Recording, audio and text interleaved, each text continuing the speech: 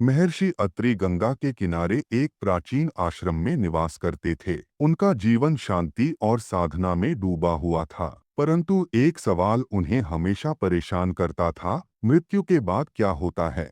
एक दिन ध्यान की गहराइयों में लीन रहते हुए उन्होंने ठान लिया कि वे इस रहस्य का पता लगाएंगे। अपने शिष्यों से बोले, मैं जीवन और मृत्यु के बारे में जानना चाहता हूँ। शिष्यों ने पूछा, गुरुदेव, क्या कुछ विशेष खोज रहे हैं? महर्षि मुस्कुराए और बोले, मैं मृत्यु के बाद की सत्यता जानना चाहता हूँ। महर्षि अत्रि ने गहरी साधना शुरू की। उन्होंने शरीर की सारी इच्छाओं को त्याग दिया और केवल ध्यान में लीन हो गए।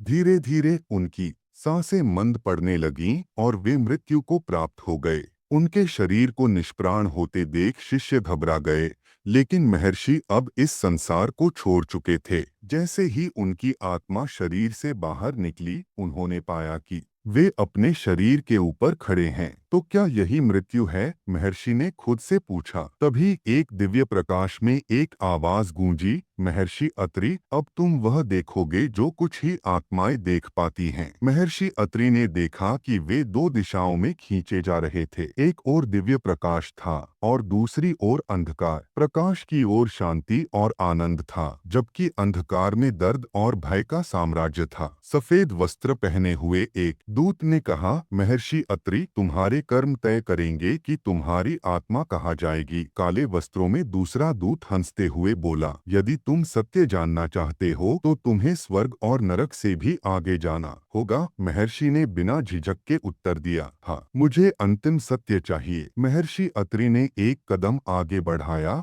और देखा कि एक तीसरा द्वार प्रकट हुआ। वह न तो प्रकाश से भरा था, न ही अंधकार से, बस एक विशाल शून्य था जो अंतहीन प्रतीत हो रहा था। महर्षि ने उस शून्य में प्रवेश किया। जैसे ही वे उसमें दाखिल हुए, समय और स्थान का भान मिट गया। अब वे न शरीर में थे, न किसी पहचान में, केवल एक शुद्ध चेतना के रूप में वे अस्तित्व में थे। दिव्य आवाज फिर गूंजी, मृत्यु केवल एक द्वार है जो तुम्हारी यात्रा का एक हिस्सा है। आत्मा शाश्वत है। जो इस चक्र से मुक्त होना चाहता है, उसे अपने कर्मों और इच्छाओं से ऊपर उठना होगा। महर्षि ने अब समझ लिया था कि मृत्यु और जीवन के बीच जो विभाजन है, वह केवल भ्रम है। आत्मा का यात्रा कभी खत्म नहीं होती। महर्षि ने देखा कि कई आत्माएं स्वर्ग और नरक के द्वार से गुजर रही थीं। कुछ हल्की थीं जो दिव्य प्रकाश की ओर बढ़ रही थीं, और कुछ भारी थीं जो अंधकार में खो रही थीं।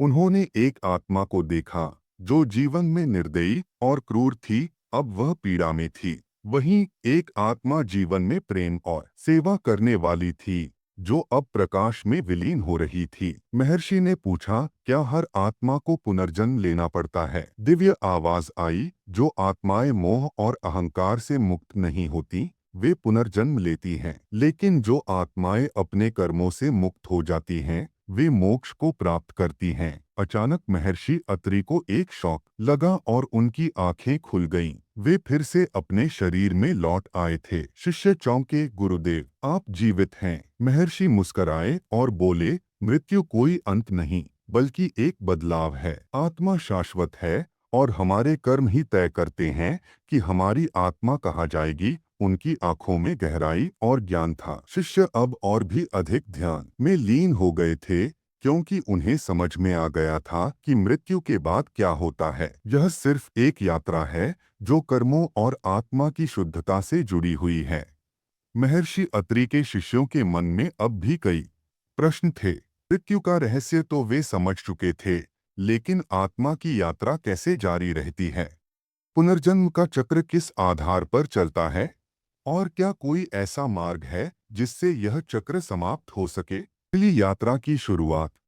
एक दिन महर्षि अत्रि ध्यान में लीन थे, जब उन्हें एक दिव्य अनुभूति हुई। उनकी आत्मा पुनः अपने भौतिक शरीर से अलग होने लगी। इस बार वे स्वेच्छा से इस यात्रा पर निकले थे। जैसे ही उनकी आत्मा मुक्त हुई, उन्होंने देखा कि उनके सामने एक दिव्य ज्योति प्रकट हुई। महर्षि अत्रि, तुमने मृत्यु के रहस्य को जाना, लेकिन क्या तुम पुनर्जन्म और कर्मों के प्रभाव को भी समझना चाहते हो? एक गूंजती हुई आवाज आई। महर्षि अत्रि ने सिर झुकाकर उत्तर दिया, हाँ, मैं इस चक्र का संपूर्ण ज्ञान प्राप्त करना चाहता हूँ। ज्योति ने महर्षि को एक और इंगित किया। उन्होंने देखा कि असंख्य आत्माएं विभिन्न दिशाओं में जा रही थीं। कुछ प्रकाश की ओर बढ़ रही थीं, कुछ अंधकार में विलीन हो रही थीं, और कुछ वापस पृथ्वी की ओर खिंच रही थीं।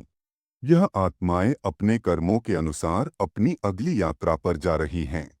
देखो, वह आत्मा जो पूरे जीवन में लोभ और अहंकार में लिप्त थी, अब एक कीट के रूप में जन्म ले रही है। और वह आत्मा जिसने सच्चे प्रेम और सेवा का मार्ग अपनाया, अब उच्च लोकों में जा रही है। महर्षि अत्रि ने पूछा, क्या कोई आत्मा इस चक्र से मुक्त नहीं हो सकती? ज्योति मुस्कुराई और उत्तर दिया, केवल वे आत्माएं मुक्त होती हैं जो न तो सुख की आकांक्षा रखती हैं, न ही दुख का भय। जो अपने कर्मों को फल की चिंता किए बिना करती हैं, वे ही मोक्ष प्राप्त कर सकती हैं। पिछले जन्मों की झलक महर्षि को दिव्य दृष्टि प्राप्त हुई। अब वे अपने पिछले जन्मों को देख सकते थे। उन्होंने पाया कि वे कई जन्मों से इस ब्रह्मांड में घूमते रहे हैं, कभी एक राजा, कभी एक योगी, कभी एक साधारण किसान। हर जन्म में उन्होंने कुछ नया सीखा, लेकिन हर जन्म में उन्हें कोई न कोई बंधन भी मिला। तो क्या हर आत्मा को यह सब झेलना ही पड़ता है? उन्होंने पूछा। हाँ, जब तक वह यह नहीं समझती कि आत्मा न जन्म लेती है, न मरती है। वह बस विभिन्न रूपों में प्रकट होती है। लेकिन जब आत्मा यह ज्ञान प्राप्त कर लेती है, तो वह इस चक्र से मुक्त हो सकती है। अंतिम सत्य। महर्षि अत्रि की इस रहस्यमयी यात्रा ने जीवन और मृत्यु के बीच के पर्दे को उठा दिया। उन्होंने जाना कि आत्मा नश्वर नहीं है, कर्मों से बंधी है, और केवल सच्चे ज्ञान, प्रेम और निष्काम कर्मों से ही मुक्त हो सकती है। मृत्यु के बाद क्या होता है, इसका उत्तर अब उनके भीतर था, और उन्होंने यह ज्ञान पूरे संसार को बांटने का संकल्प लिया। मृत्यु एक अंत नहीं, बल्कि एक नई यात्रा की शुरुआत है।